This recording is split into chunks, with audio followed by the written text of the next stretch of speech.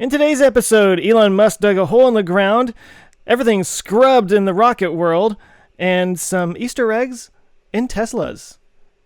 Let's go.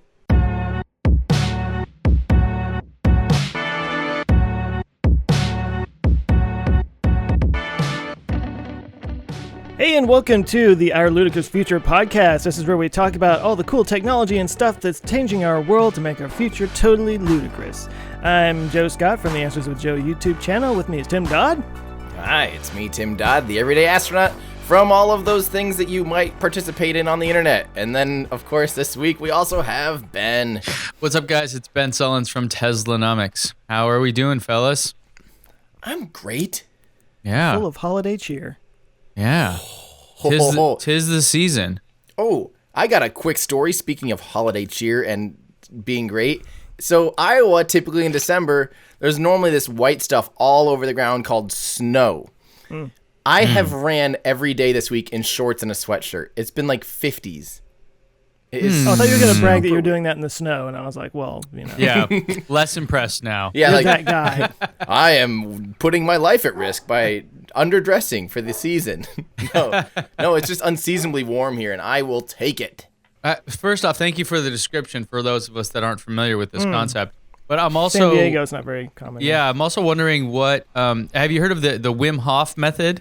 This guy that like does all this crazy cold stuff. I feel like, Joe, you need to do a video about this guy if you've not done one already. Oh, okay. Yeah, I think I know who you're talking about. Yeah, so he's some guy that apparently can control his body temperature through like meditation or something. And so he holds all these crazy records of like running a marathon barefoot in Antarctica, stuff like that. And you're like, what is going on? And somehow he survives it, and they've studied him, and they can't explain it. But like he literally is mentally able to increase or like control his body temperature, essentially. And so he has this whole like method of cold exposure, et cetera, et cetera. I don't know. Either he's super evolved or very, very underdeveloped. One of the two. It's wild. I've got this though. method called putting on a coat and not going where it's cold. Yeah, well, I'm It in on works that pretty second well. one. Yeah. It was pretty Guys. cold the other night, though, in Los Angeles. Oh, geez, was that last night? That was No, Wow. 2 nights ago now. 2 nights ago now. Yeah, sorry. Tell us about that. Why were you in Los Angeles? So I was there for this hole in the ground that Elon Musk dug for him and his rich friends to drive their cars through, and it was a party. It's the Boring Company official launch event. The party was spectacular as always. They were able to cater these chicken sandwiches, which are fantastic, from Howlin' Ray's. Apparently, it's a style called Nashville Hot Chicken. I think it's called. It's like an actual style, but in LA, it's like a 3-hour wait to get into this place, and they had them just lined up there. So I may have eaten a week's worth of calories in that one sitting. And I knew about that because when I was there, I met another YouTuber you guys may have heard of, Mr. Casey Neistat. So we were hanging out, eating chicken sandwiches, talking about this fun stuff. So there's a bunch of people there, a bunch of other YouTubers. Had a good time. Didn't get to ride in the tunnel because there were too many people. And I think there were only like 3 cars taking people. And each time took like 15 minutes or something like that. Because the paving on the road through the tunnel wasn't perfect. They said the machine messed up. So apparently you'd get to like halfway there and have to go like 10 miles an hour, like through these crazy bumpy. So anyways, there was a lot of stuff that was unveiled though that I think is worth mentioning if people aren't following or haven't seen this. So Hold on, before we jump into that, because we need to really do a big dive on that. I gotta know. So Casey Neistat is obviously one of the biggest like social media influencers and one of the biggest people. What's he like in real life? What was that like? He's a normal dude. Like we sat there, he showed me some footage he'd shot for his vlog earlier. He wouldn't shut up about the chicken sandwiches until I ate one, and then I realized why. And then I was running around telling everyone else to eat them. But we like, talked. is he just surrounded constantly? Is everyone just like, Yeah. trying to like? Yeah. I would get so annoyed with that. Yeah, it definitely. It's pretty annoying. It definitely was a little bit. Yeah. Thanks, Joe. For those of us. Yeah. So it was definitely an interesting thing, right? So obviously he is like this crazy level of famous. And there were other famous people there, like Diplo, who I don't know, but is apparently a famous DJ. Kendrick Lamar was there, although I didn't get to see him. Yeah. He was? Yep. Why? Maybe because it's near Compton. I don't know. Like maybe Yeah. he'll still hangs and does that. But there's we're a lot of celebrities there. So he definitely was one where people were basically just as we're sitting there talking. And the reason I was hanging out with him is because we have a mutual friend. So we were all kind of like hanging out as, buddies or whatever. Not that I'm his friend or anything, but you get the point. Like I wasn't there like, hey, can I take your picture? Right. But literally every 5 seconds somebody would come up and try to interrupt the conversation, and it gets to the point even at an event like that where it's like you're in. I mean, not everyone got invited to this. It wasn't like a big deal. It was like a very kind of VIP event. It still is happening. So I definitely learned I never want to be that famous. Never. Can you imagine not being able to finish conversations because you're interrupted every 5 seconds? Yeah, so it was us three sitting there on the couch, and him and the other guy, who's also named Ben, are like running buddies, and they've known each other for years. They both live in Manhattan, or one's in Brooklyn, one's in Manhattan. But anyways, so they're like catching up about like, hey, how's the new baby? Oh yeah, well we're thinking about having our second kid also, and like all three of us are about the same age in very similar situations, like life-wise, things like that, like families and stuff. So we were talking about that stuff. We weren't talking about all the other, to me, it seems superficial if you meet somebody that's famous for something to just want to talk about that thing with them. Yeah. I'm sure they're over it, right? Like, even if I ever had a chance to hang out with Elon, I probably wouldn't talk at all about Tesla or space stuff. I just wouldn't be interested, because that's already out there. I'd be so much more interested in the other side, the thing we don't hear. So yeah, it definitely, like, for me, I like the attention when I get people like, hey, can I take a picture? Which I definitely get a lot of at these events. But for him, it's just like, it has to be just exhausting, Like, he had that vlog in Warsaw, Poland. He's like in Warsaw, Poland at like 3 a.m. riding around, and people are chasing him down the street. And you're like, Michael dude, Jackson, man. You're like, it's just, yeah, it must get tired, I think. So Okay, but so back to the he's a cool technology. dude. Yeah. Okay, so the tunnel thing that they made, the original plan was you would drive your car onto this electric skate, and then that skate would go down an elevator, and then the skate would transport you on this autonomous, kind of network of skates. And your car wouldn't be driving. It would just be sitting on there. It would take you to your destination. You'd pop back up. The elevators come and go in about the size of 2 parking spaces. So you could put them all over the place instead of having massive stations where you have to like get on. You could just have them all over neighborhoods or whatever. So you're kind of reducing that last mile of transportation. That was the original plan.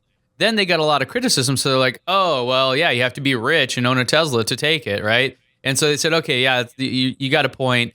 Let's make these pods where pedestrians, or just people without cars can just roll onto them, and then it would take them, and that they would prioritize the development of that. Well, that plan also has changed, and now what they're doing is they're outfitting a Tesla Model X with these little training wheels that pop out from the front of the car, and kind of hug the sides of the tunnel, of the track. And they still are going to have an option for people that can't afford or don't have, for whatever reason, a Tesla. I don't know why you wouldn't have a Tesla. Right. Yeah. But point being, like, you don't have to own a Tesla to take it. Right. Because that would be like wrong in a lot of ways. You literally are making expressways for you and your rich friends. So anyway, so now the pod will be a Tesla, and it will be driven autonomously. They say go up to 150 miles per hour. We'll have lots of exits, lots of tunnels, and the interesting thing I thought was the throughput. So if a regular car on the highway, if you're traveling, with recommended speeds and all that, should go 1 car every 2 seconds. And this will be 1 car every 0.9 seconds is what Elon was tweeting yesterday about it. So that means they could get about 4,000 cars per hour through a tunnel, right? Through a segment. That is a big improvement. It's like 77% increase of throughput of cars compared to a regular highway. Then if you take into account the cost difference of adding a lane to a highway, it's a tremendous, it's like a 96% savings. So you're getting a 77% increase in throughput with a 96% savings in cost. So, the math works out really well to where if they could deploy these tunnels, and one of the things that they talk a lot about, or he talked a lot about that I thought was interesting, was the drilling, the actual process of making the tunnel should not disturb anybody. In fact, they said that when the boring machine broke through the other side of the tunnel, which is like in a neighborhood, the neighbor who lives next door didn't even stop watching TV. That's how little of a disturbance it was. I would love to interview that guy and hear his side of that. But point being, they should be able to make tons of these tunnels all over the place relatively quickly and relatively cheaply, and not disrupt things like existing roadways or landscapes or those kind of things. So I thought it was really that was actually a really interesting takeaway I had, was you can add capacity to your transportation system without disrupting the current system, and do it in a much cheaper and more efficient way. So all in all, all those things combined make it seem like a really attractive option. I'm very curious about the regulatory side of it, because obviously that has to be a huge challenge. And then the other side of it has to be just the capacity of having these Teslas everywhere.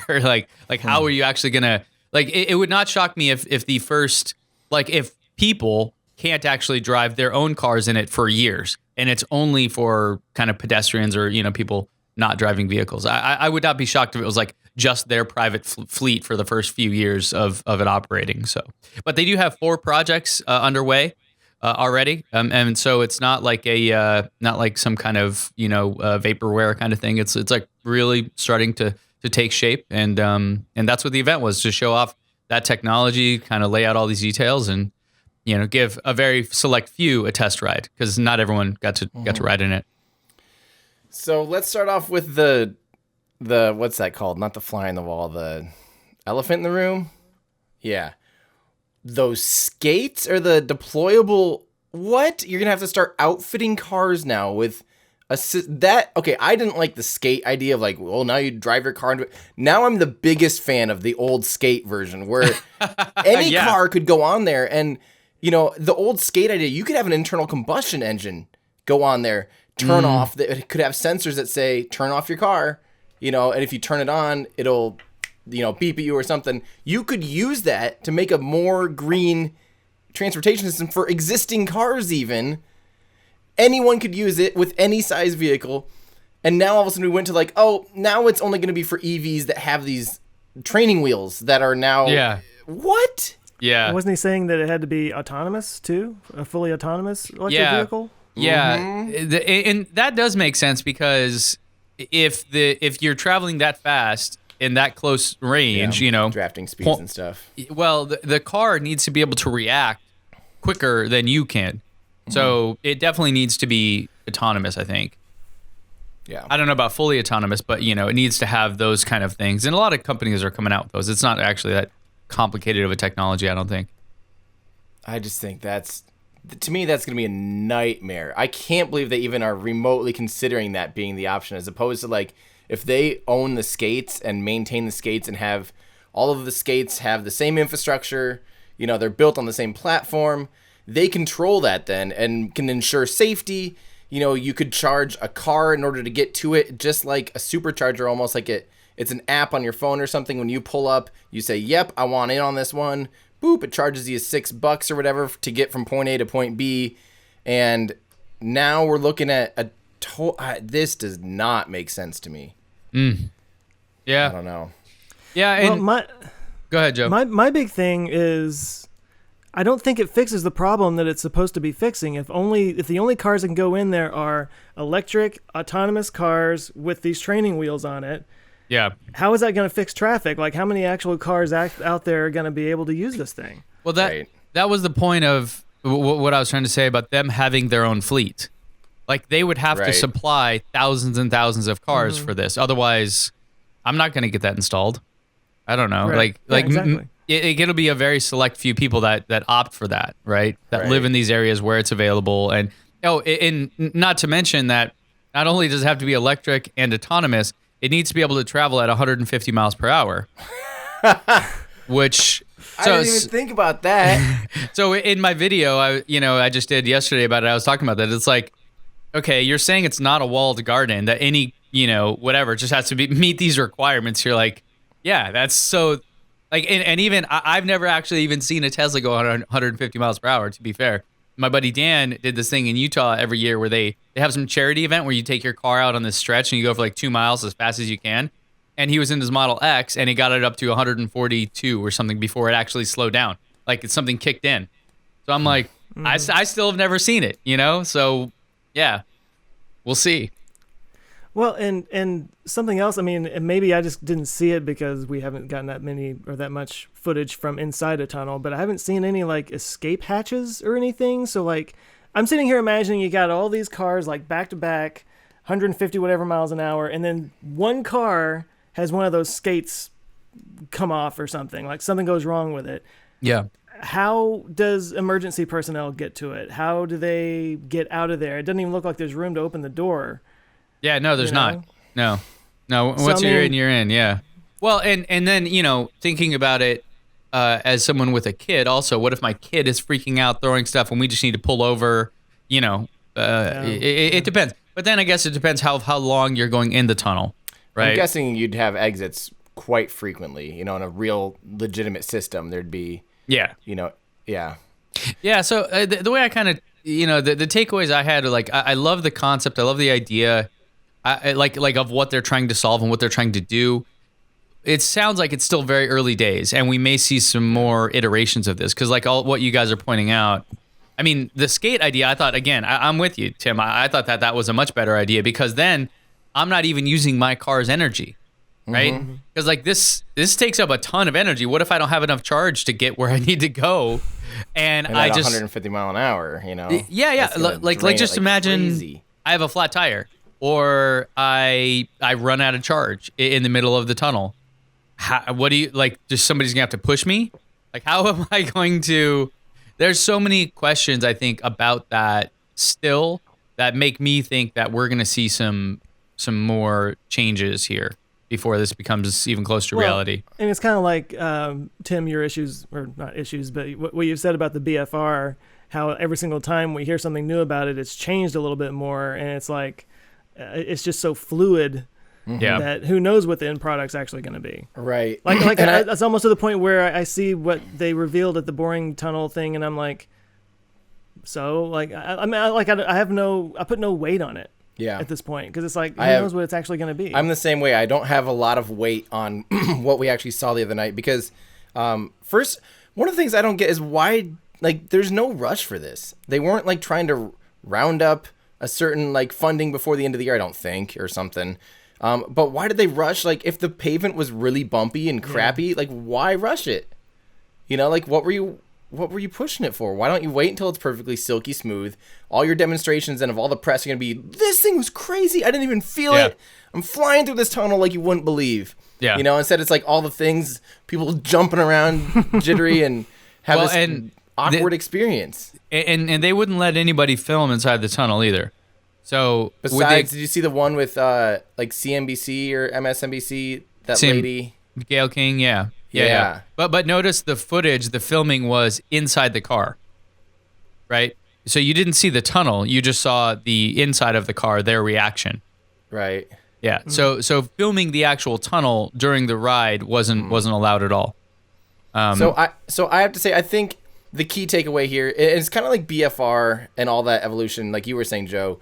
BFR, the main thing they had to figure out is the engines, a methane-powered engine, and then they need to figure out kind of what can be built around that engine once they get the engine figured out and all that stuff. This is they needed to learn how to bore a tunnel and make an efficient way of actually tunneling, because it is, fundamentally, it totally makes sense. You can stack these things, like he's saying, 3D. You can have 16 lanes underground and not disturb a single thing above ground. It totally makes sense. Yeah. But then the actual execution of it at the end of the day will probably change a lot. At least I really hope so. Yeah. Yeah. Go ahead, other Joe. thing that not worried, but bothered me is like this totally fits into the narrative of the anti-Elon folks that he overpromises and underdelivers. Yeah. You know, I mean, like with the Model 3 thing, you know, he announced it as a $35,000 car. I think it's going to happen eventually. But, of course, all the detractors are immediately jumping on, like, that doesn't exist. He said there was going to be this thing, and it doesn't exist. But this was just, like, the most extreme version of that, because, like, he gave this grand vision, which I think is interesting, and then he shows, like, oh, we got these little rinky-dinky wheels, and it only goes 40 miles an hour, and the road's kind of bumpy, and you can't open your door. And I was like, wait, what? Yeah. Like, that's just so far away from what you had originally, proposed. Yeah, but it is just a proof of concept. Let's just be clear about that. The thing that you touched on there, Tim, also, and somebody commented on my video about this. So I focused on what Elon said this was meant to be, and that was a solution to traffic. Now, in the presentation, they also mentioned that the tunnels could be used for other things. So they said utility lines, water systems, etc.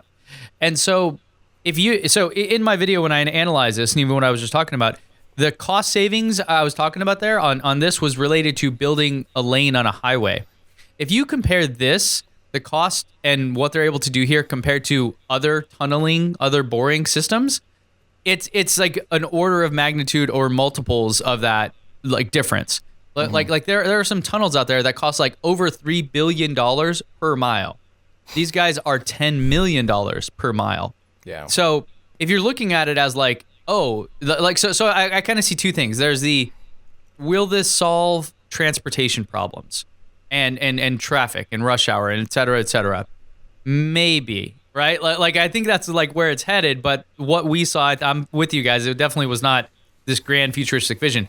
But is this a massive leap forward in tunneling technology and that kind of thing? Absolutely 100%. So it's kind of like you're building a technology, but and you have a proof of concept of what it could be used for. I would not be shocked at all if like the Boring Company totally succeeds and we don't ever see this transportation system at all. Like if it turns out that there are other use cases here which are fantastic, like utilities, water, et cetera, and they help in so many other ways, but it has nothing to do with reducing cars on the road. So when I did my analysis, I was like, okay, Elon keeps preaching about this is what it's meant to do, but on the other side, you're looking at it going, well, this is just kind of, it's like the internet, like you didn't predict what the internet was going to do, but you knew that putting in that plumbing was going to help in so many like unforeseen ways. Yeah. So I kind of see like the Boring Company has two sides to it. I definitely think it'll be successful from a boring standpoint in making tunnels. Whether or not it'll be successful from this like transportation thing, I think there's still a lot to be seen.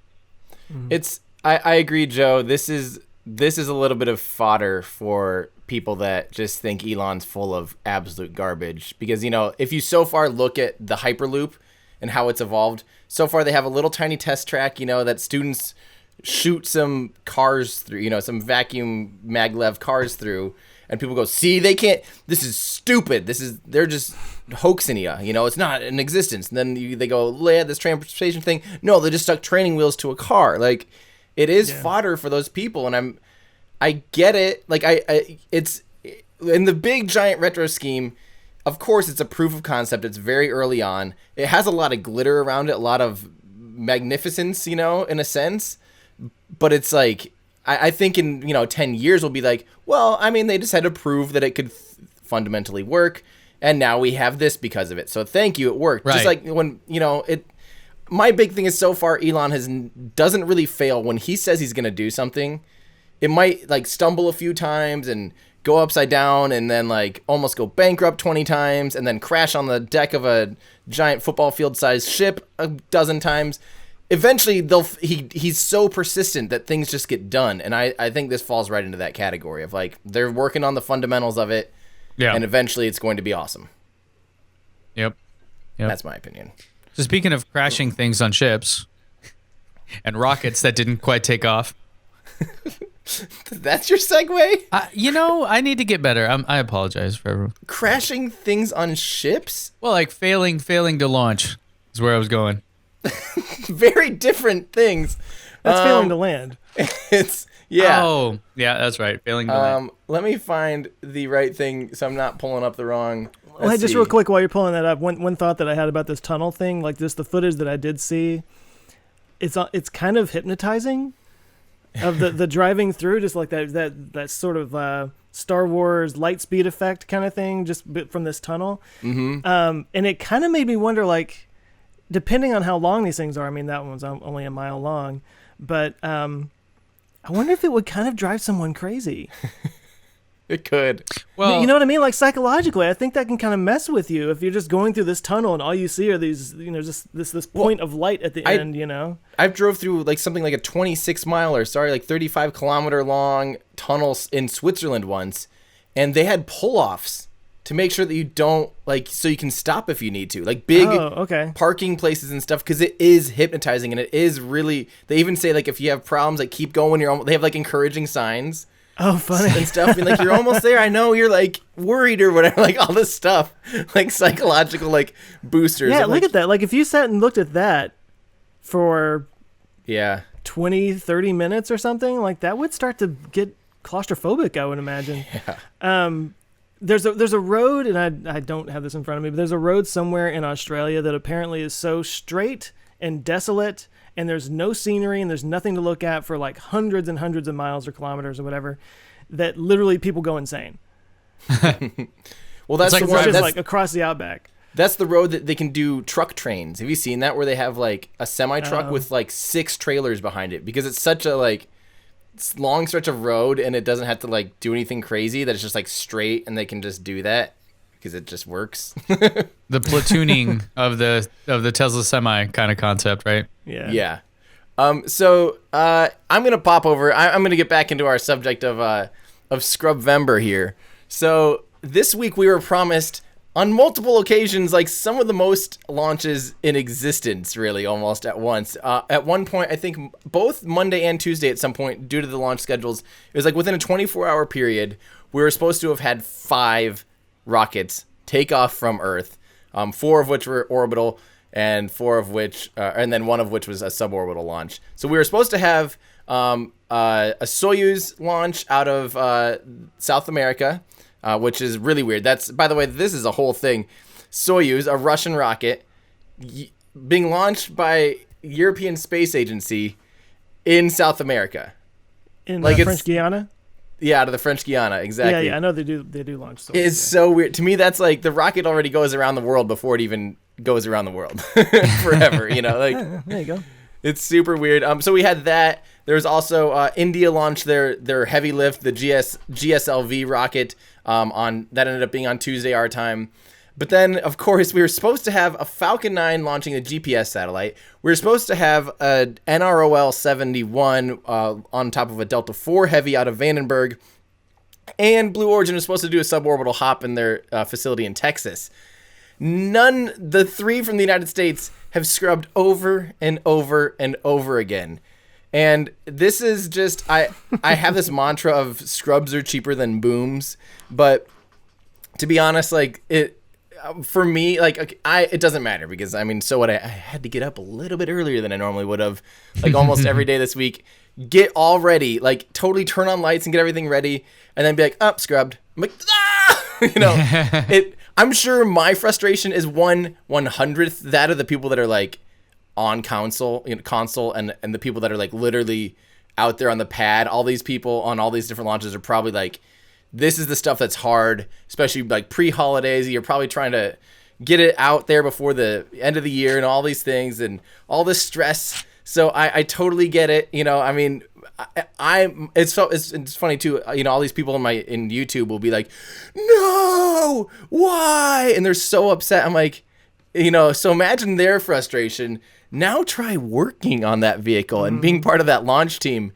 That's got to be frustrating. I've been on the side of, being at launches when you're a photographer and you have a scrub. That's hard as a photographer too, because you have to go out there, you set up equipment. Sometimes they make you take it back down just to do it all over again the next day. Recharge batteries, reset equipment, do all these things. It's grueling sometimes. And so this is just every rocket scrub for a different reason. Blue Origins was like ground systems, so they're now gonna have to totally reevaluate some things and get them. They're gonna try launching beginning of 2019 now, so they pushed back weeks. SpaceX has had weather to deal with most of the days. At first, it was a sensor reading that was quote unquote out of family, which means like one sensor was basically like totally off the charts or not within the same parameters as all the others. So they reevaluated it and they got it out to the launch pad.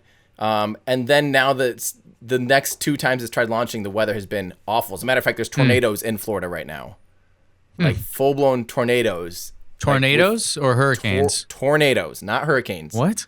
Tornadoes. Not Sharknadoes? They might be Sharknadoes. Watch out for those. Florida. But Florida does have tornadoes, actually. And right now, specifically, they have a lot. There was like multiple tracked tornadoes going like basically right through Central Florida. Wow. Interesting. Yeah. And this is while, a $500 million GPS satellite is out on a launch pad on top of a $60 or $90 million rocket or whatever it is. Yeah. Can you imagine the footage if a tornado came through and took out a rocket on the pad? That'd be nuts. Do they At have that point, they should just go ahead and launch it in the tornado. Yeah, That would they're be like, some footage. get it out of here. Let's burn this candle. Do Better. do they have to take it down if they scrub? Like, does the rocket come off the pad or does it stay there? Depends. And so sometimes if they reset by a day, they will just keep it vertical. But the vehicle has this, there's a transport erector, it's called. And so it's actually really easy to take up and put down. That's hopefully this isn't the most phallic thing you're going to see today. If you're watching on YouTube, you're seeing him Hopefully it's explain. not. Wait. I don't know. Depends on your outlook in life. You I don't know what my kind of life. you live. You don't know my life. You So don't anyway. know me. Okay, so they roll this baby out of the pad like this, and then with some giant, like, huge, like, hydraulic lifty things, they are able to stand up rockets. So they're actually able to raise and lower that thing and get it all the way back in the horizontal integration facility, at least for SpaceX, relatively quick, within, like, a certain matter of time. Now, the other version, ULA, they do vertical integration. So their launch pad has cranes and a tower, and that one of the towers is permanent, and they actually like assemble the rocket there on the actual launch mounts. And then they actually, especially at this launch pad, there's LC-37 that the Delta IV launches out of. There's also LC-30 or 6E out of Vandenberg, which is where this current Dragon Delta IV Heavy is trying to launch out of. And both of those buildings have this weird system where there's a tower and then there's a building that's on top of it that rolls away, and it goes like 200 meters away or something. Like it rolls crazy slow. So you're rolling a like 90 million pound, 45 metric ton or something. I don't know. Way more than that. A building. Yeah, it's just a giant. You're moving a building. So is it full of fuel? Don't they fuel after it's vertical? Yeah. So if I'm scrubbing and it's full of fuel, I have to like defuel. Yep. They And detank then 'em. before, so I can't like have it full of fuel and just say, let's just tip it over. No. They'd be like, They fully detank and get it back to safe pressurizations and everything. Yeah. Before they do anything. And especially, so a lot of times, say the Delta IV Heavy out on the pad, the fuel in it is cryogenic. It's very cold. It's liquid hydrogen. In order to be a liquid, has to be like, I don't even know how many hundreds minus 300 Celsius yeah, or it something. is. I think it's like 300 something, maybe even 400 degrees Celsius. It's crazy cold. And so it only exists as a liquid for X amount of time before it boils off. So they do recycle it, and they pump it back out and go back to chilling it and keeping it in the liquid state relatively quick. Minus 196 Celsius, minus 321 Fahrenheit. Okay, So- I was So off. apparently it's not a good idea to use for a pool party. But, gosh, can you imagine? The internet. So basically we had a bunch of scrubs for different reasons, and I think I'm at fault here because literally just last week I was sitting there bragging about how, guys, we have been so lucky. We've had so many launches all in a row, no scrubs. This is just awesome. Like, everything's working out great. And I was telling them all these stories of how, like, back in my day, especially early 2016, when SpaceX was learning how to do the cryogenic fuels, the super chilled blocks and the chilled RP1, they were scrubbing like 3 or 4 times per launch every time. And it was really frustrating. So I was like, back in my day, we scrubbed all the time. And then literally the next like week was it's just been all pure scrubs. Yeah. And there were 3, right? Yeah, there's 3 that continually are getting pushed around. So bad things happen in 3s, right? I guess so. But there is one rocket that did make it off of the pad successfully. And that was, of course, our friends down in New Zealand had no problem getting theirs off the ground. They launched, they had a beautiful, just gorgeous launch down in New Zealand of their Electron rocket. This is, of course, one of my favorite little vehicles right now. It's all black. It's carbon fiber. It's tiny. You can push it around with your hands because it's so lightweight. It's an awesome rocket. It has 9 engines on the first stage and 1 on the upper stage, just like a Falcon 9, but a baby version. And I had my friends down there, Trevor Mallman and Brady Keniston were down there to take pictures of it. So they flew from the United States to take pictures of this rocket, and it ended up going off. They did actually delay a few times. So I guess they're not, no one is free from scrubs. But they ended up having a beautiful, beautiful, beautiful launch on Saturday, our time, Sunday, their time. With NASA, they took up 10 CubeSats for NASA for this new venture class service, which is where they, like, universities and stuff can apply for these grants, and then NASA basically pays to get their CubeSats up in space on these small launch vehicles. So it's pretty cool. It was a really successful mission. So at least one rocket did get off the ground, and Rocket Lab is really stepping up their game. They're going from when I was talking to Peter Beck down in New Zealand, the CEO, he basically kept saying, our big thing is cadence. We're going to be launching these at an unprecedented rate. He said that over and over. He's like, we want to be able to, you can call us up and we can be launching your payload within 2 months, which is unheard of right now. If you want to fly something, you're waiting years right now. I mean, like, he was even talking about weeks potentially in the future, but that's unheard of. And now we're already starting to see that pay off. And they're going from, they just launched in November, they launched December, and they already have their January rocket up on out there testing, ready to launch in January. I mean, we're talking about a pace and a cadence that no one has really ever seen before. So it's really cool. I remember you and I were talking about, I guess it was after you talked to Peter, that I knew that was their plan, was to launch like every week or every other week or something like that. But the business time launches kept getting pushed back and pushed back and pushed back, like almost all of 2018. And I mean, I guess a little bit of doubt was starting to creep in on me. But you were like, dude, they have a stockpile of rockets just ready to go. As soon as that one gets up, it's going to be one right after another, and that's pretty much what it's been. It looks like. So it's exciting. Yeah, they had to do some work. They had to they actually were redoing their entire flight computers and all the programming on their flight controllers for their engines. That's a big task. Sure. They saw something off nominal literally as they were getting ready to launch its business time back in, what was that, March or April? Yeah. And it was only one engine having this error. Out of all, there's really 10 engines on the stage. One showed an error once. This shows how mature and ready this company is. They saw one little out of nominal error on a computer, on an engine. They pulled the entire vehicle down. They stripped it apart. They realized if we see anything like it's worth us totally investigating this. They ended up redoing all of that system so it's a more robust system. And now that they've got it figured out, they did the legwork. Now they're ready to just be cranking those babies out. And that's exactly what we're seeing. It's really impressive because I think a less mature company would have been like, it's one of 9. Like, what are the odds of it actually happening in flight? And if it does, no big deal. But they're like, nope, we're addressing this now so that we never have to think about it again.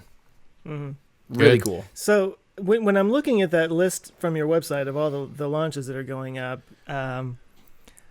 I feel like the whole new space race thing is on, and it's just like there's launches every other day from someone. They're just constantly launching stuff. But then it's something that I've only been really paying attention to recently.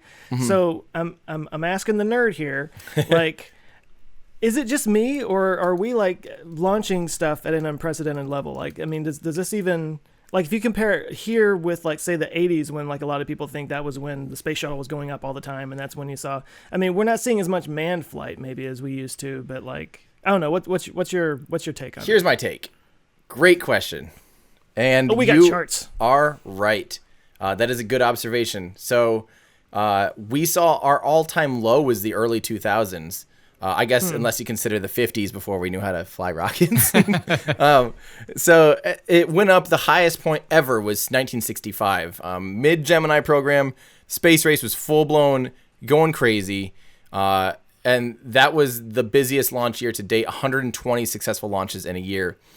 But that being said, look at this. We had 105 this year. So we're coming back up on that. And a lot of that is, yeah, we're flying more often. Our payloads are, in general, shrinking and reducing in cost a lot. When we start doing global internet constellations, you know, SpaceX is talking about launching 4,000 satellites for global coverage. So is like I think it's OneWeb or One World OneWeb, I think. I need to do some research on this. I got to do a video about global internet constellations.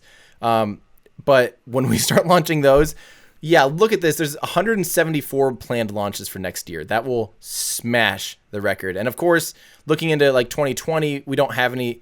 A lot of those launches aren't actually on any manifests yet, but we can expect that to be super, super high too as we start learning about them as they get closer. So, yes, overall, launches is at an all-time high, at least as far as, let's see, 2008, and the last time it was this high was like 1987 or so. So we're at like a 30-year high of orbital launches, which is awesome. So the public's starting to pay more attention.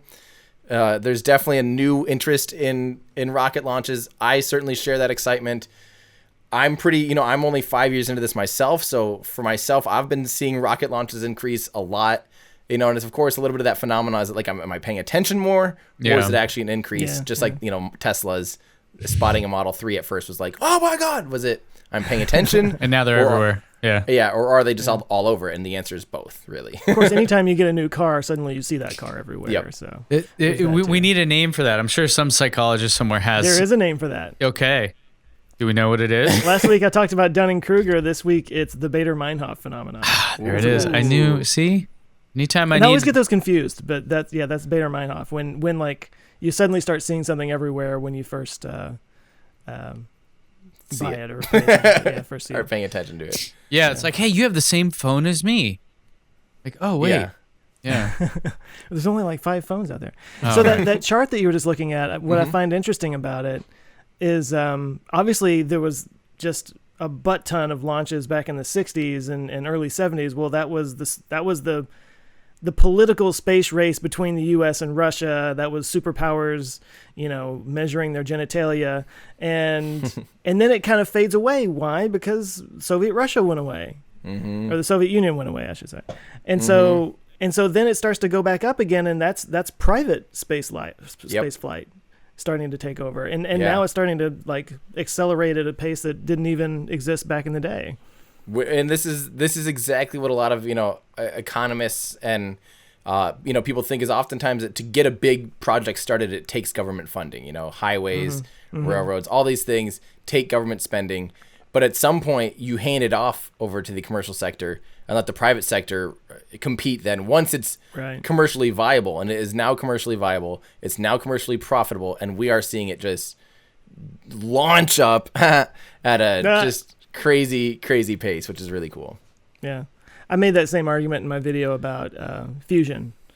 That it's something that takes public funds to get off the ground, like a big Manhattan Project kind of thing. But then once it's up there, actually, Manhattan Project is not a good, example because we don't have like private nuclear weapon companies. I hope not. Thankfully, that we know of. Yeah, you get my point. Yeah.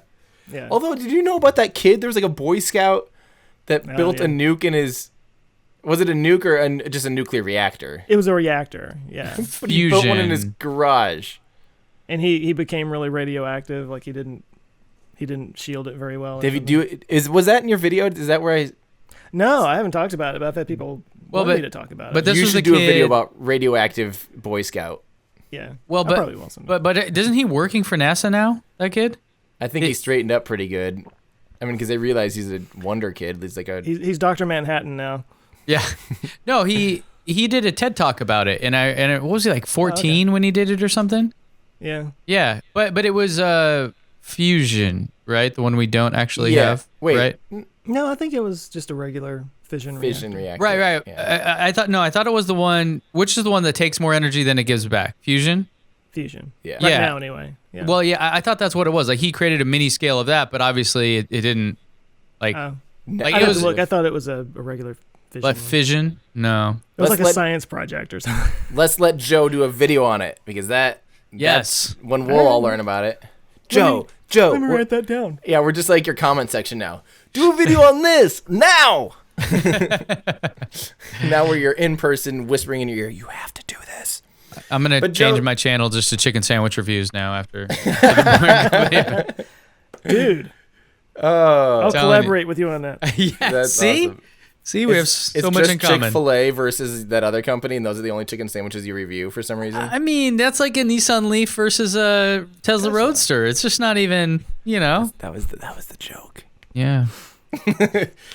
So before we talk too long about chickens, Joe, you were going to talk about another exciting space thing that has nothing to do with chickens. I posted on Twitter, I believe, the selfie that the InSight lander took of itself, saying, "Is it just me or does this look like a duck?" Because it looked like a duck. It would like the cone at the front of it like looked like a bill. It was orange colored and it had like little bolts where the eyes would be and the little circular wings. You know how ducks have circular wings? Okay, that was a stretch, but I thought it looked like a duck. So that's how good I am at segueing. So NASA's InSight lander landed a couple weeks ago. Recently. It was a couple weeks ago. Only right? a few, like at most a month ago. It wasn't very long. We about a month ago. Big deal. But there's some news. We're like following it to see what's going on. They just put their first instrument down. Yes. Okay. And you beat me to it. Yeah, it does kind of look like a duck looking up at the. It looks like a duck. Quack, quack, quack. It's got little Okay, so if you guys are just listening, we're looking at the photo here. So where's the bill? This part? The orange part. No, the orange like hexagonal thing right there. Like that's a bill. So it's looking at me, and then here are the eyes. Yes. Exactly. Got it. I think that's spot on. I wouldn't have thought that, but now that I see it, it's hard to not see. Now you can't not see it. Wow. It's like the NASA duck lander. Especially if it's more like its wings are folded in, they aren't like sprawled, they're folded in, but it's like flapping them kind of. Yeah. And it's looking up at you like, ah! Like I want to throw some breadcrumbs at it, Yes. Wow. Yes. I did not So I'm not crazy. But when you said when you made the transition from chicken to the InSight lander, I was like, but it is a duck. See, I'm not the only one at bad segues. That's like we should just make a show called Bad Segues where we just try to connect two things. That's the whole thing. I know we're getting on a tangent here, but like on my videos, when you have a sponsor, you got to like segue to the sponsor message at the end. There's like a whole art to it. Yeah. And sometimes I just don't even try. It's just like, so today's sponsor has nothing to do with anything I just said. But anyway, I'm sure they appreciate that. So what happened? By the way, it landed on November 26th. So that wasn't too. Yeah, it was about a month ago. About a month ago. So you got higher than I did. So they put their first instrument down. It's the seismometer, which is like one of the most important instruments that they're doing because the whole point of InSight, they're like trying to look down beneath the surface, figure out what's going on under the ground and on Mars. So let's see. So it's called the Rotation and Interior Structure Experiment, or RISE. And the seismometer is called the Seismic Experiment for Interior Structure, or SAIS. Depending on what foreign accent you want to use. But yeah, there's a picture of it right there, and I don't think they've actually started using it yet because it's kind of tilted right now. They got to adjust it to get it. It's like on a 2 to 3 degree tilt right now. But it's gonna use its radio waves and whatnot to go into the ground and tell us what's down there. Something that I thought was interesting, according to this article, is that Okay, so it says on Tuesday, December 18th, InSight engineers set up the commands to the spacecraft, and on Wednesday, the seismometer was gently placed on the ground directly in front of the lander, about as far away as the arm can reach, 5.367 feet or 1.636 meters. That's pretty far away. Yeah, it is actually. That's a good reach. Yeah, that is. That's further away than I thought. Yeah. Is it me or it says- those little stickers just kind of randomly placed on there?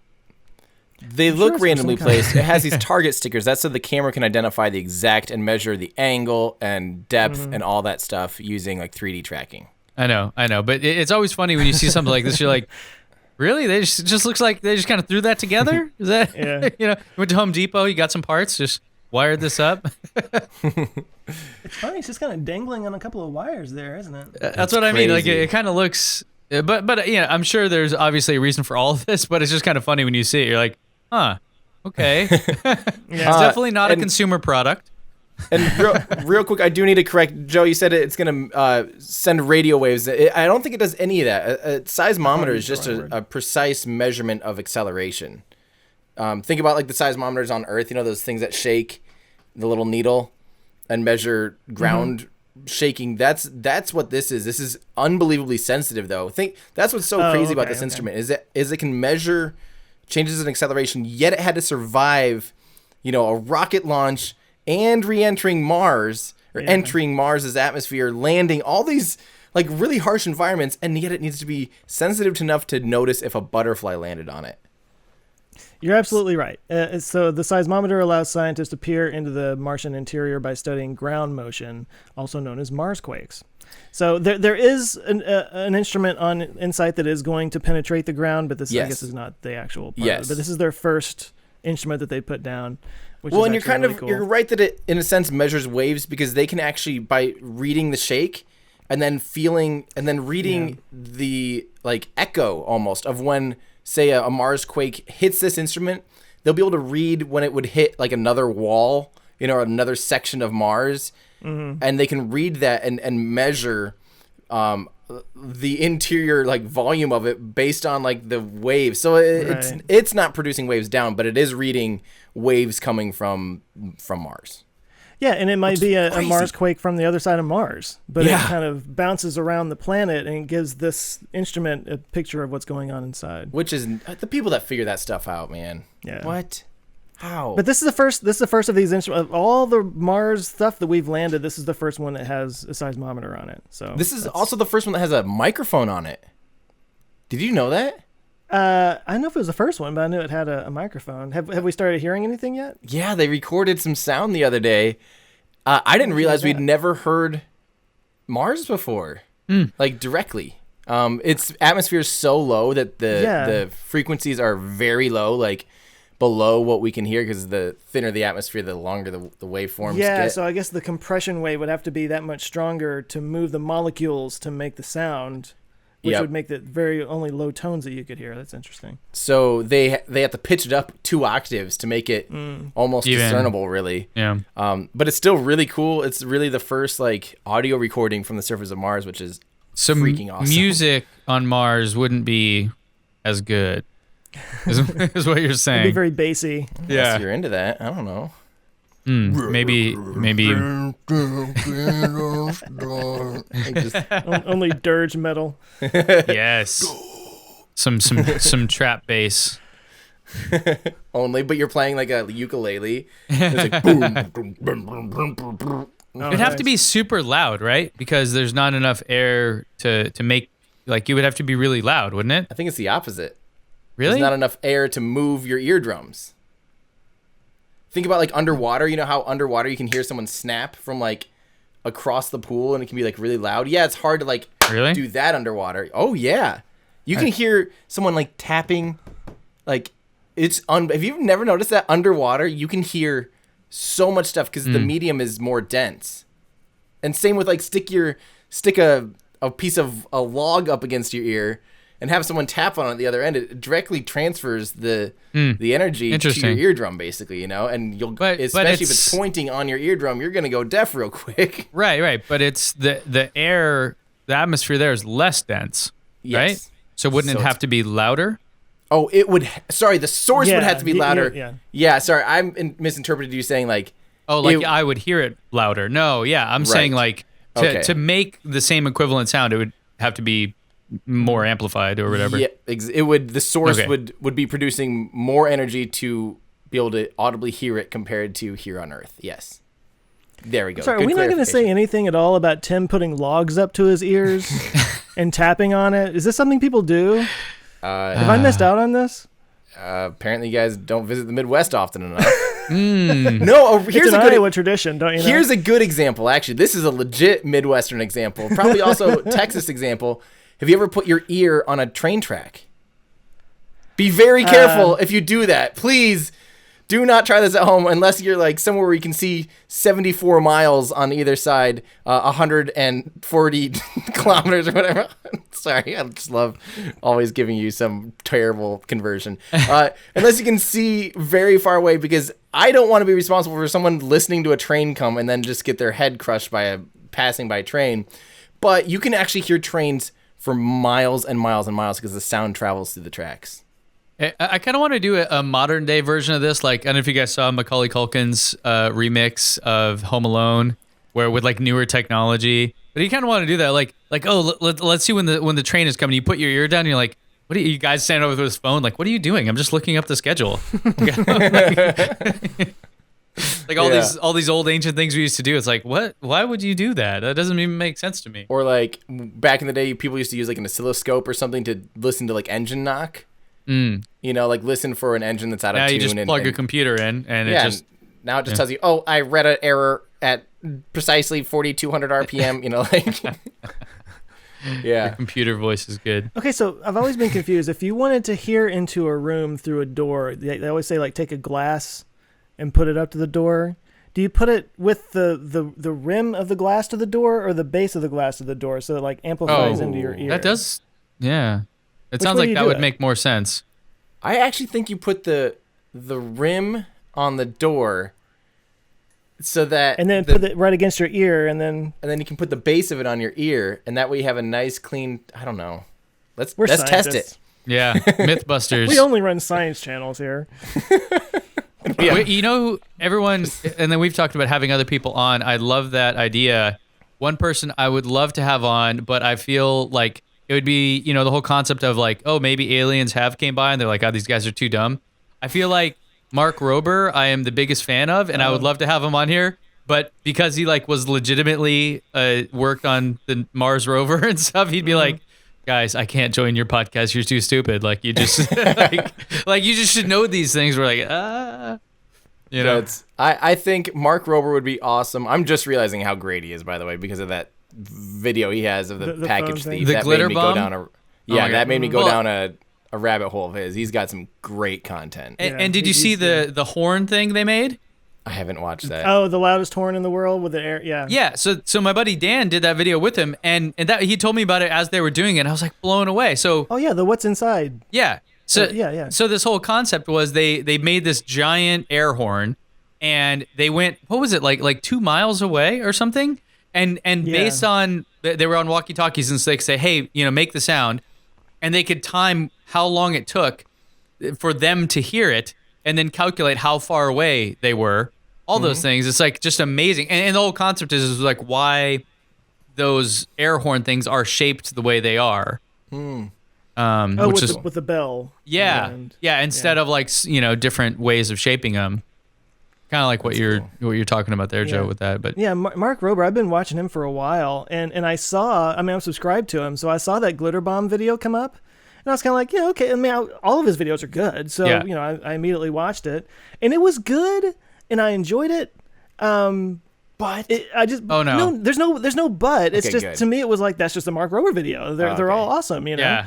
Yeah. I was taken aback a little bit by the balls he had to actually like film the people that were stealing the stuff from his porch and putting that on there. He did cover up their faces, but I don't know. It's funny because like it's funny to see a video and then watch it go viral and everybody else is talking about it and you're like, oh yeah, that's all. Like, did you not know about that guy? Like, that's just what he does. Every video is like. I swear, every video he does, and we can just gush about him for a while here, but every video he does is like, Yeah, I had this thing. So I've been working on this project for 8 months.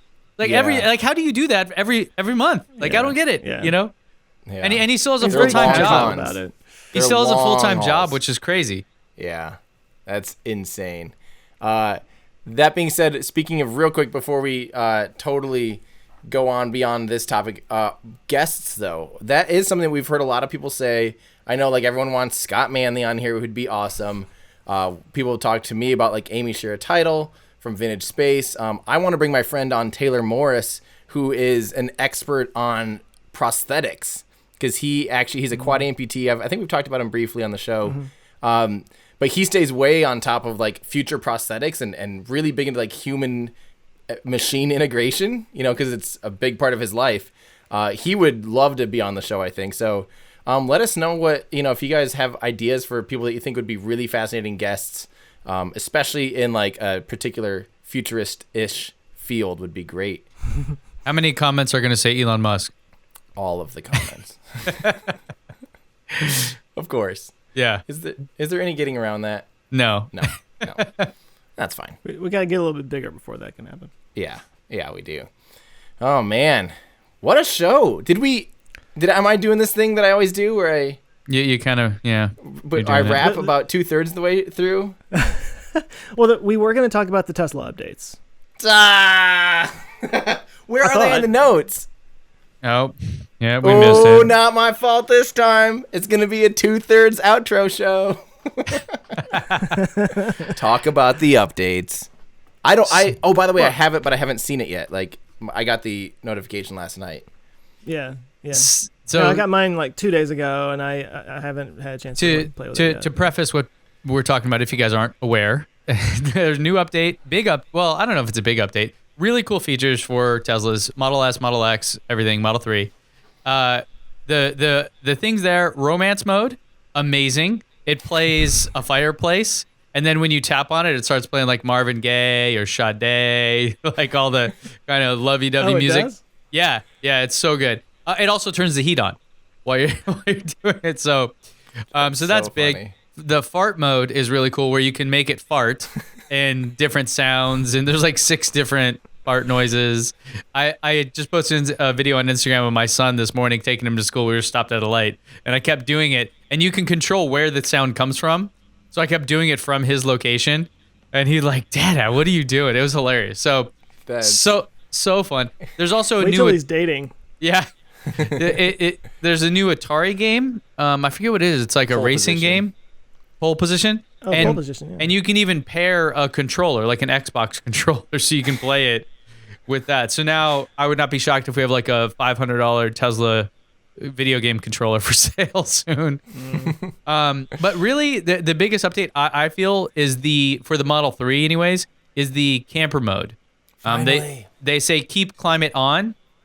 And so now, if you guys are unfamiliar, what you do is you click on the AC or whatever, the HVAC system, and there will be a button on top that says keep climate on. So what that does is when you're like done driving, you're in park, whatever, if you get out of the car, you can keep the HVAC system going. So it'll keep the temperature at whatever you set it to.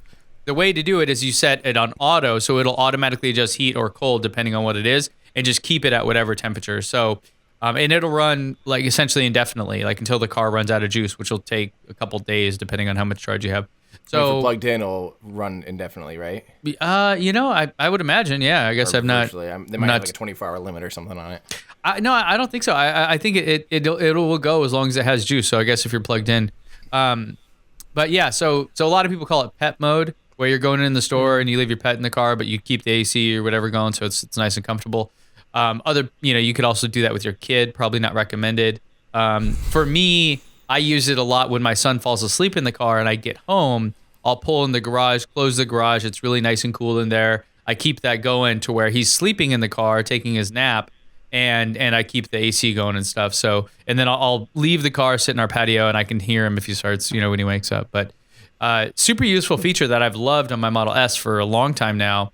And now it exists on the 3 as well. Also, if you are camping, you can sleep in your car and keep the temperature whatever you want it to be. Finally. So that's where the name camper mode came from. Is this not sort of I guess just more of an automatic version of being able to go on the app and set it to whatever temperature you want, like say. Yeah, that only lasts for 30 minutes.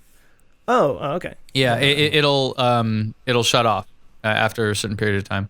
Also, if you leave the door open, it'll shut off after 30 minutes. So because they don't want it to run forever. Now, there are some other updates that Elon talked about, being able to turn on heated seats from the app. I think people in colder climates. That's awesome. None of us, apparently, not even Tim. I can't wait for that option. Yeah, Thank sure. you very much. But yeah, so other stuff coming, but I think it just goes to show you how, I don't know, how fun this company is, right? Like Elon said it before, that the idea behind Tesla is to create these vehicles made to like have maximum joy built in, and that I can make my son laugh on command from my car from this new feature is just the greatest thing. I think. Well, and they're adding a whoopee cushion so that the seat sensor, if someone sits down, yeah, that was rumored. I can't believe they didn't do that off the get-go. Like, you missed a big one there, buddy, because this is one of the most important features of this vehicle, of any vehicle in the 21st century, and you missed the opportunity to use the seat sensor to trigger a fart? That could be it. Tesla's going down after that. Bankrupt. Yeah. Nissan Leaf is going to have, for sure, Rivian's doing that. They're all doing it. So I wonder if those guys get questions. Like, I would almost love to interview somebody that's like the CEO, somebody like Audi. Great. CEO of Audi talking about electric cars.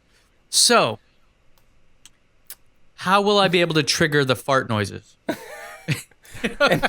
Like Barbara Walters interview.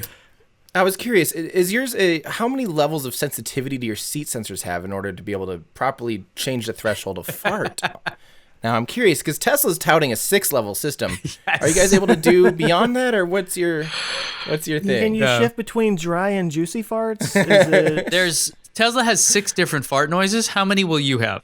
Yeah, that's people just range in like a test drive. The range, the price, the heated seats, and then number of fart noises. That's going to be like the most common spec sheet that you're going to see starting probably next year. I'll make sure. So I still have to do the video, the upcoming EVs in 2019. I have all the research.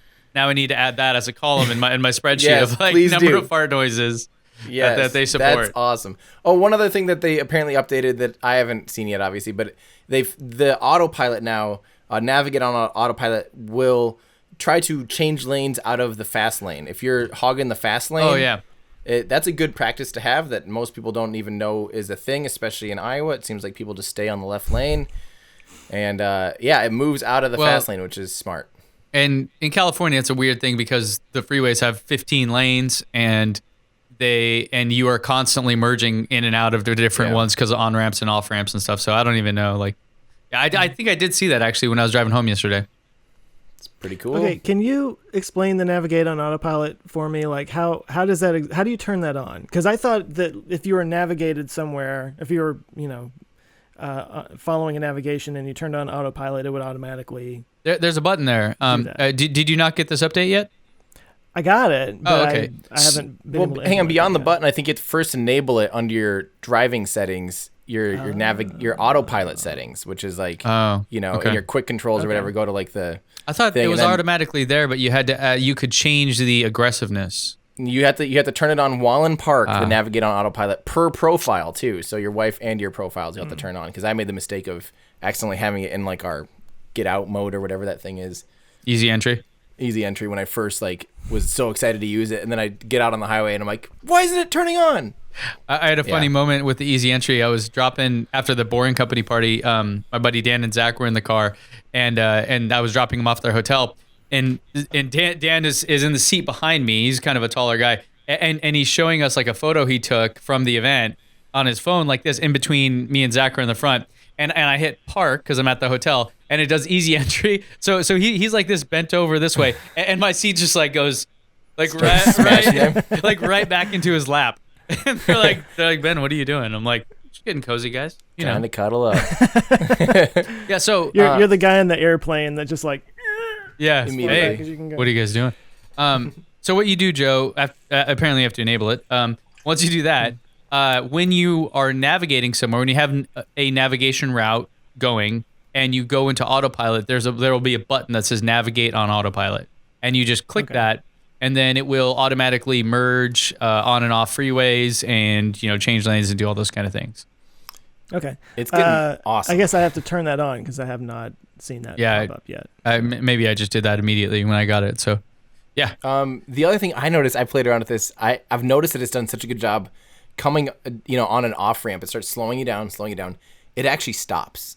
At least really? At like 3 or 4 of the off ramps that I've tried it on, it will come to a complete stop. It'll be screaming at you, touch the wheel, but like it will stop. And even like at the stop sign.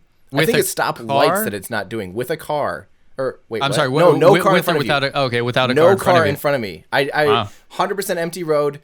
There was a stop sign. I did it twice at that exact same intersection, and it stopped both times. There's another one that has a light that it didn't stop at.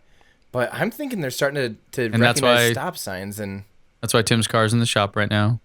I haven't driven that thing in 2 weeks. I just said it and forget it. Totally joking. Totally joking. Elon did say that too, that they were testing that now with even the beta build of the next one, that it'll stop at those. I think stop signs might be easier to detect than a stop light, honestly. Yeah. Because definitely. And the thing I was thinking about when I was at CES last year, I went with the Mercedes self-driving team, and they were like, they said, yeah, look up at the light right now. Now look behind it, and all you see are hotels with all the lights in Vegas. And they're like, how is like imagine how difficult it is for the car to pick out that red light. And then imagine all the different countries in the world that have different shapes and sizes and colors and blah, blah, blah. It's not like they're like this is a distinctive color that no one else can use for any other purpose, where it'd be easy to detect for a car, right? It's like, it's common. And so it would make sense to me. I mean, I guess Carpathy would be the guy to talk to, but it would make sense if somebody that was working on it said, yeah, stoplights are really hard, stop signs are easy because it's like a distinctive shape, that sticks out. Even per lane. You can have a freaking light per lane on a lot of stoplights, So, I mean, that's got to be very difficult. If and when we get there with Tesla, I actually have the perfect example. So by my house, there is an entrance to the freeway. And so if you're driving on the road, there's 3 or 4 lanes or whatever, and there's a left turn lane to get onto the freeway.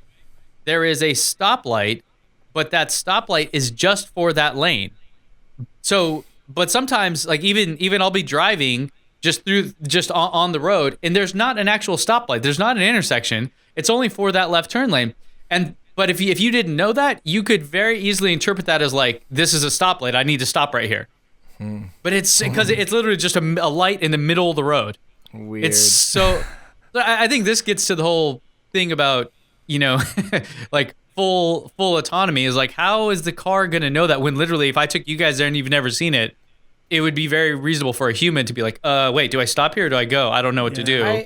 I still would love, and here's this week's version of, why don't they just, I want something. Say that you drive the same route every day. You can, on your route, hit boop, report a problem, or something. And when you get home, when you get to your office, you can review your drive. You can point out things like, hey, here's a stoplight. Let me circle for you what the stoplight is in the vision system. Let me tell you where on the map you disengaged when I wanted you to do this. Yeah. And have a way to file reports so that they can be consistent. So we can do some of the crowdsourcing, especially on routes that you're very familiar with and that you do every single day. Like, we're going to be as big of an expert on that route as anybody. And maybe you have to pass a thing, like maybe there's a system you have to pass in order to unlock that portion of the app or something so that you know to report it in the correct manner and all these things. But then all of a sudden the data is already way more combed through and saves a lot of work. I don't know. This goes back to my whole argument that autopilot should be free for everybody. Because when you have a failure of the system and you can detect that because the person took over control or disengaged it without like a specific reason, without an obvious reason, those can be very telling signs. And so you get, in the noise, so if you think about it, like if you're collecting data in shadow mode, people that don't have autopilot but are driving the cars, and you're collecting all that, the person is going to be doing this to the steering wheel all the time, right? And the car is constantly going to be doing this. you don't actually want the car to do that when it's on autopilot, right? You want to just be straight. So if you're saying like, hey, what our algorithm, our AI, whatever, said it should do versus what the person did, well, the car is saying I should go perfectly straight, but the person's doing this. So you're going to get millions and millions of data points where the computer disagrees with the person. But those aren't actual failures. That's just noise, right? But if the person was on autopilot and they jerked the wheel and took over or did something else, that would be a clear signal. So I think if everybody had autopilot, we would get much higher quality data, more signal, less noise, and hopefully that would lead to the models and the algorithms and things becoming, learning faster, I guess is the way to put it.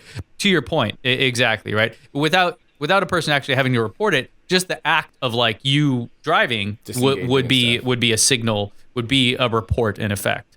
Yeah. Boom. Autopilot. Maybe they'll get there. Let's do that. Let's do all those things. Why don't they just... Why don't they... we did it. I got to wrap because I got to get ready to head out for the day. But we did it, guys. Episode 14? Yes, solid. 14. Wow. Joe? Let's do this. Did you just release a video today? I did. What was it Thursday, about? Every Thursday I do, yeah. What was it about? The 5 worst Christmases of all time. And it started off as here's some interesting Christmas facts, right? And then I got started dark looking real up, quick. I think people are starting to find that even though I joke a lot, there's a very dark side to me. a very dark, I complex tend to just individual. go very dark. No, it started as an interesting Christmas facts thing, and then somehow I was like looking up like Christmas tragedies, and it became basically, I mean, I say at the beginning of the video, it's like no matter how bad your Christmas is going, no matter how much your in-laws are bugging you, at least your whole family isn't getting murdered like these guys. You can just use that for anything. Yeah, that's true. No matter how much you hate your car. My arm, I sprained my wrist. Well, at least your whole family isn't getting murdered. On Stop Christmas. whining. Yeah. Joe, what are you working on though? My though? boss is pissing me off. Well, What's your next video though that you're working on? Oh man, it's gonna be a rush job. I've already written the one for the 31st because I'm trying to like give myself a little time to breathe. But the one for Monday, I need to finish writing it and record it right after this. But it's on flying cars. Some of the companies are working on sort of piloted drones and stuff. Did you see the guy that just got into an accident a few days ago? Yeah, it's going to be talked about. Oh man, Way to spoil didn't. it. Oh, sorry. Yeah. I saw that video pop up. So, quick story or quick quip about it. The guy, one of the CEO founders of a flying car company crashed and is in serious condition. Hope he's okay. All that. But the timing couldn't have been more ironic because it was like the day Elon unveiled the Boring Company thing where he was talking about how flying cars have all these problems because if they crash. It was like, what? like maybe Elon, I don't know. It's not funny, but he wasn't actually in flight mode. He was actually just driving, and the car just caught a gust of air and went up in the air. Really? I think he was like in the process of unfolding the wings, or the wings come out, or whatever the little transition thing is. But he was just driving, and a stiff wind caught him, and Boom. the thing just... Yeah. I'll take tunnels, thank you very much. Yeah, right. Yeah. That was, again, I don't want to make a joke out of it, but it was so crazy how the irony in the timing of that in the Boring Company. It was just like, yeah, you couldn't have really drawn that up. That's nuts. Ben, what are you working on though? Speaking of, I want to do the EVs coming out in 2019 video, but I have another video about why I think my argument for why we need 400 plus mile EVs. So I have kind of those two videos in the hopper right now. I'm not sure. Definitely going to get one done before the holidays because I'll be gone for a week. Are we recording next week? I don't think I can record next week. Maybe we can. I could, but Yeah. we'll see about what you guys. Worst goes to worst. I'll be traveling, but I might be able to hop on. Well, Maybe it'll just be the it's Joe not the and worst Tim thing show. if we miss a week. It's the holidays. That's true. We could take a week off, but I just like this show so much. I like talking to you guys. I like hearing all the dark secrets that Joe has to share. I could use a break. I am working on I ended up interrupting canceled part 2 because I got stuck trying to find footage of a rocket that has almost no footage of it. It kind of stalled me, and in the middle of that, I just saw someone tweet me asking, why does SpaceX's Dragon 2 capsule have fins on it? I was like, oh, that's such a good topic. So I really quickly, in 2 days, shot and edited a pretty nice little in-depth video about why there's fins on the Crew Dragon capsule. And I'm really excited. I'm going to release it here as soon as we log off. I saw that they just either revealed or there was a photo of the hull with the solar panels on it. Mm-hmm. Like Isn't that was that just sexy? I saw a picture of that the other day. Looks so good. Yeah, it's sitting there. It's out at Cape Canaveral. You know, it's at Kennedy Space Center at the integration facility. Oh, baby, I can't wait. I'm going to be there. It's coming up. Oh, I can't Good wait. times. Yes, good times all around. Well, guys. Happy holidays to everyone. Yes. Please stay Whatever safe. you might celebrate. Yeah. Keep the stress levels low. If your family's freaking out too much, just, I don't know, enjoy some podcasts and YouTube channels and tune out. Could be worse. It could be worse as we've... They could all be being murdered. Happy holidays, everyone. Happy holidays. As always, leave us a little some comments, reviews, and be sure and subscribe to us on YouTube too, even if you just listen to us on things. But tell your friends if they're into futurist stuff to stop on by. And thanks for all your comments and feedback. Well, we'll see you next time in Our ludicrous future. 2019. future. In 2019.